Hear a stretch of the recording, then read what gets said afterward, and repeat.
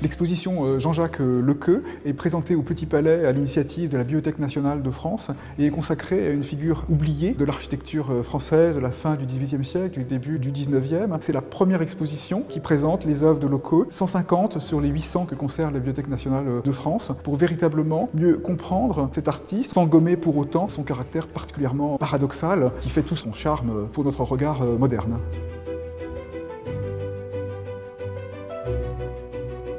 Le portrait est un élément important dans l'œuvre de Lequeux. Un d'entre eux est particulièrement intéressant puisque ce représentant en architecte reconnu, c'est en fait un portrait rêvé de lui-même qu'il nous laisse. Mais ce qui est peut-être plus intéressant dans l'œuvre de portraitiste de Lequeux, ce sont ces 5 magnifiques grimaces qu'il réalise en se prenant lui-même comme modèle et il tente de restituer les émotions humaines. La plus emblématique peut-être de la série, c'est la grimace du grand bailleur.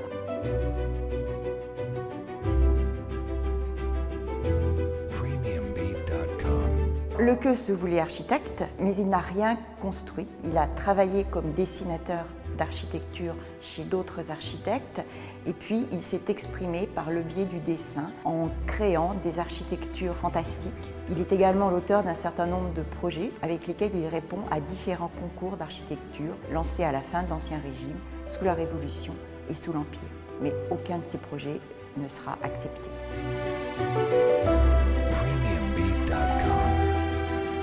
Les parcs de l'aristocratie de la fin du XVIIIe siècle sont des jardins à l'anglaise où la nature peut s'exprimer. On a des murs qui peuvent paraître des peaux humaines, des taillis qui ressemblent à des architectures, à des murs de pierre, mais également parfois à des pilosités humaines.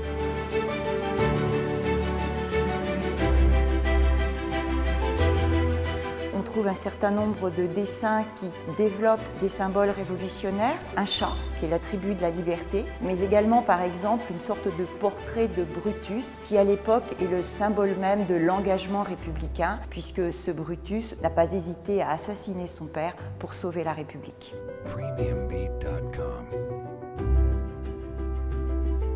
Dans les dessins clairement érotiques, il affronte là de manière totalement directe ses fantasmes. La plus transgressive, c'est cette religieuse au visage de pierre, soulève sa guimpe, dévoilant ainsi sa poitrine, et la guimpe dans sa main droite se termine en sexe masculin. L'affiche résume bien ce lien étroit entre architecture, corps, érotisme et désir chez Lequeux. On y voit une statue sortir d'une niche, elle tend sa main vers un oiseau et le titre du dessin est « Il est libre ». Qui est libre? L'oiseau ou peut-être le désir de l'artiste?